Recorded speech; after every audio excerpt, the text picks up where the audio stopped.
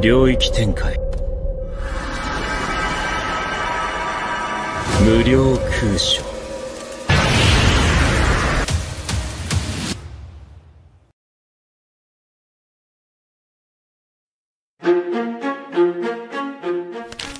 Bagi para filsuf Stoik seperti Epictetus, Seneca, dan Marcus Aurelius, manusia adalah makhluk rasional.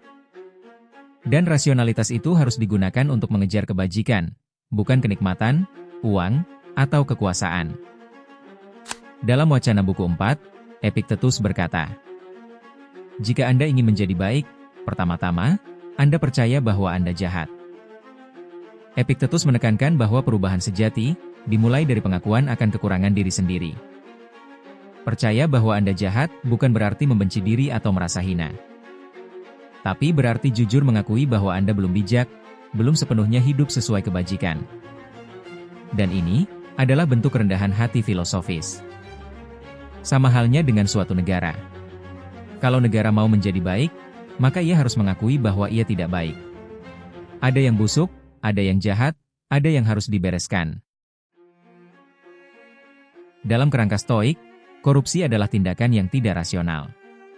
Ia muncul dari hasrat yang tidak dikendalikan oleh akal sehat. Sebagaimana pemikiran moral Seneca, dalam dialog tentang kehidupan bahagia. Ia mengatakan, bahwa orang yang paling malang, bukanlah yang tak punya apa-apa, tapi yang tidak pernah merasa cukup. Ini merupakan kritik mendalam terhadap keserakahan, ketidakpuasan, dan nafsu tanpa akhir, termasuk korupsi. Seneca tidak berbicara soal kemiskinan fisik, tapi soal kemiskinan batin. Dan korupsi adalah cerminan dari jiwa yang kosong. Mereka hidup sebagai budak kekayaan yang mereka sembah, mengkhianati rasionalitas, keadilan, dan kemanusiaan.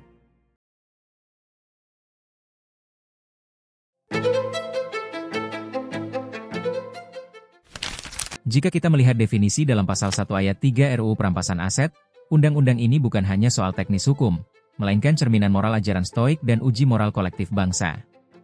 Cermin moralnya, undang-undang ini mengingatkan bahwa kebahagiaan sejati tidak datang dari memiliki lebih banyak, tapi dari merasa cukup. Dan mengembalikan uang negara dari tangan orang-orang yang tak pernah cukup, merupakan bentuk keadilan filosofis. Sedangkan uji moralnya adalah sebagai bentuk latihan kebajikan atau askesis.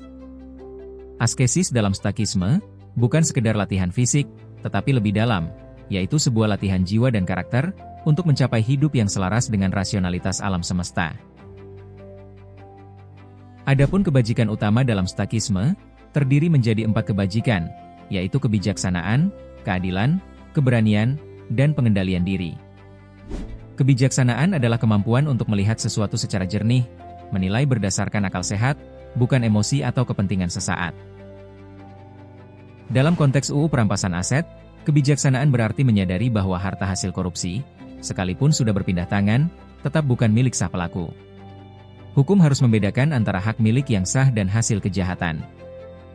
Seperti kata Epictetus dalam buku Pegangan bagian 5, ia mengatakan bahwa bukan kejadian itu sendiri yang mengganggu kita, tetapi penilaian kita terhadap kejadian itu. Epictetus tidak hanya mengajarkan kita untuk menerima takdir, tetapi untuk menyaring setiap kejadian melalui lensa kebijaksanaan, dan bereaksi sesuai dengan nilai-nilai moral. Dengan adanya UU Perampasan Aset, membuka lensa kebijaksanaan kita, untuk tidak mengukur nilai diri pada kekayaan, melainkan pada keutamaan moral. Serta membuka lensa kebijaksanaan kita, untuk menilai kebijakan berdasarkan keadilannya, bukan keuntungan politisnya. Karena tanpa kebijaksanaan, hukum berubah menjadi alat kekuasaan, dan harta jadi tolok ukur nilai manusia, bukan integritas. Oleh karenanya, reaksi kita terhadap UU Perampasan Aset adalah cermin kebijaksanaan kita sebagai individu dan bangsa. Dalam Stoikisme, kebajikan tidak cukup hanya dipahami, ia harus diwujudkan dalam tindakan. Sebagaimana dikatakan oleh Marcus Aurelius dalam Meditation. Keadilan yang tertunda adalah ketidakadilan yang sedang bekerja. Dengan demikian, keadilan berarti memberikan kepada setiap orang apa yang menjadi haknya. Dan jika seseorang memegang sesuatu yang bukan haknya, maka keadilan menuntut agar hal itu dikembalikan kepada yang berhak. Oleh karenanya, para filsuf Stoik menganggap bahwa keadilan bukan sekedar menghukum pelaku kejahatan, tetapi memastikan bahwa ketidakseimbangan dalam masyarakat segera dipulihkan. Dalam konteks kenegaraan, UU Perampasan Aset bukan sekedar perangkat hukum.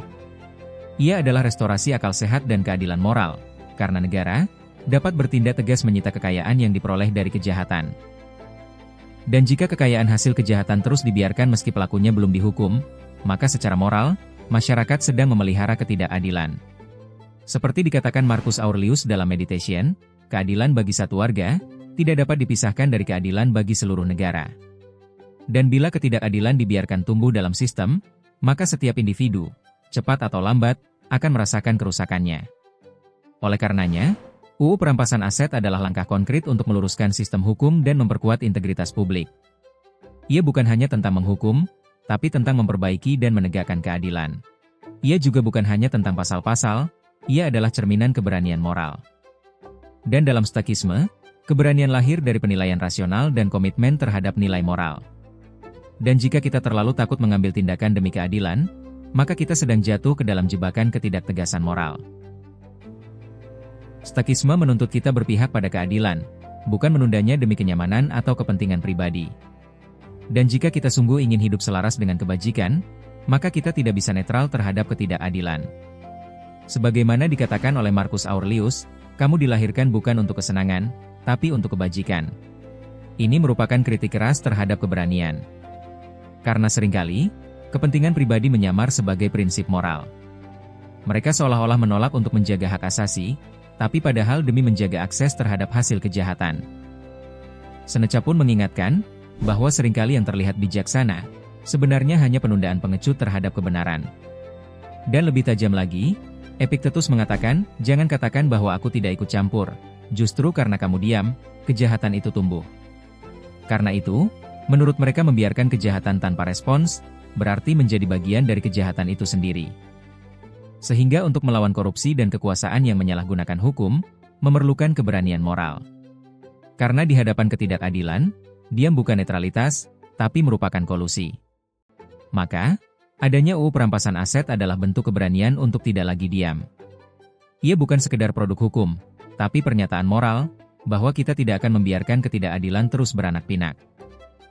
Namun, banyak undang-undang di suatu negara gagal bukan karena tak layak, tapi karena mereka mengancam kepentingan teman-teman penguasa. Karena itu, kebajikan utama yang terakhir adalah pengendalian diri. Pengendalian diri dalam Stoik merupakan kebebasan sejati tentang menguasai dorongan dan hasrat di dalam diri sendiri. Sebagaimana dikatakan oleh Epictetus, tidak ada orang yang bebas jika dia tidak bisa menguasai dirinya sendiri. Epictetus menekankan bahwa seseorang tidak akan benar-benar bebas jika masih menjadi budak ambisi, keserakahan, ketakutan, atau kenikmatan sesaat. Karena pengendalian diri adalah fondasi dari kebebasan moral. Dalam konteks UU Perampasan Aset, kalimat ini relevan di dua sisi, yaitu bagi penguasa dan penegak hukum, dan bagi koruptor atau penikmat kekayaan ilegal. Bagi penguasa dan penegak hukum, merupakan sebagai peringatan jika mereka tidak menguasai dirinya sendiri, misalnya tergoda suap, tekanan politik, atau rasa takut, maka ia tidak akan pernah bisa menegakkan keadilan dengan bebas. Karena penegakan hukum hanya bisa dilakukan oleh orang-orang yang merdeka secara moral, yang bisa mengendalikan ego, kepentingan pribadi, dan rasa takut. Sedangkan bagi koruptor atau penikmat kekayaan ilegal, UU Perampasan Aset menantang siapapun untuk bertanya apakah Anda benar-benar merdeka, atau diperbudak oleh keserakahan dan rasa aman palsu yang dibangun dari kekayaan haram.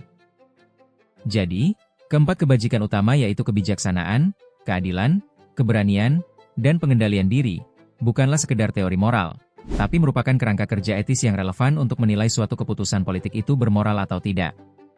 Karena itu filsafat bukan milik akademisi, tapi milik semua orang yang mencari keadilan.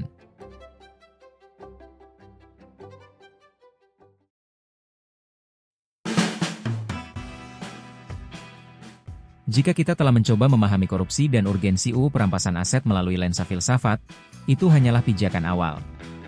Untuk menyelami akar dari perilaku koruptif dan efektivitas kebijakan perampasan aset, kita perlu melangkah ke ranah sains. Karena korupsi adalah fenomena sistemik dan neuropsikologis, tumbuh dalam interaksi antara otak manusia, struktur sosial, dan insentif ekonomi. Menurut penelitian neuroscience, keputusan tidak etis seperti korupsi atau manipulasi kekuasaan, bukanlah sekadar persoalan moral, melainkan hasil dari konflik internal dalam otak manusia. Secara biologis, dua sistem utama pada bagian otak yang berperan dalam pengambilan keputusan adalah prefrontal cortex, dan limbic system. Prefrontal cortex adalah bagian otak yang terletak di bagian depan lobus frontal, yang berperan penting dalam fungsi eksekutif, yaitu kemampuan untuk merencanakan, membuat keputusan, mengendalikan impuls, dan memproses informasi emosi dan sosial. Dalam konteks etika, prefrontal cortex mendorong kita untuk melakukan hal yang benar, bahkan ketika itu bertentangan dengan kepentingan pribadi jangka pendek. Sedangkan limbic system adalah sekelompok struktur pada otak yang bertanggung jawab untuk mengatur emosi, motivasi, perilaku, dan memori. Dalam hal ini, limbic system mendorong keputusan berdasarkan kepuasan instan, ketakutan, atau dorongan emosional sesaat. Ketika seseorang dihadapkan pada godaan untuk melakukan tindakan tidak etis, terjadi semacam pertempuran di dalam otak. Misalnya ketika seseorang menerima suap, prefrontal cortex mungkin mengatakan jangan, ini salah, dan konsekuensinya berat. Sedangkan limbic system mungkin mengatakan ambil aja, ini kesempatan. Oleh karenanya, jika sistem emosional lebih dominan, maka individu cenderung memilih keputusan tidak etis. Dan seharusnya dalam suatu negara, hukum bertindak sebagai pengendali rasional terhadap dorongan koruptif. Karena ketika sistem hukum lemah dan hukuman tampak tidak nyata, maka individu cenderung merasionalisasi tindakan korup sebagai sesuatu yang tidak terlalu salah. Oleh karena itu, tanpa kehadiran ancaman nyata seperti UU perampasan aset, moralitas bisa dengan mudah dikalahkan oleh kepentingan pribadi. Sebagaimana eksperimen yang dilakukan oleh seorang profesor psikolog dan ekonomi, bahwa orang yang berbuat curang, itu karena mereka dapat mempertahankan citra diri yang positif. Ia menyiratkan bahwa kejahatan terjadi seperti halnya korupsi, bukan karena individu jahat, tapi karena sistem memungkinkan dan hukuman tidak terlihat nyata. Oleh karenanya, adanya UU perampasan aset dapat memperkuat efek jera, karena menyasar bukan hanya tubuh, tetapi juga harta atau hasil dari impuls jahat itu. Pernyataan ini diperkuat oleh Daniel Kahneman dalam studi ekonomi perilaku. Ia memperkenalkan prinsip loss aversion dalam bukunya yang berjudul Thinking Fast and Slow. Ia mengatakan bahwa kerugian terasa 2 kali lebih menyakitkan dibandingkan rasa senang yang dirasakan dari keuntungan yang sama besarnya.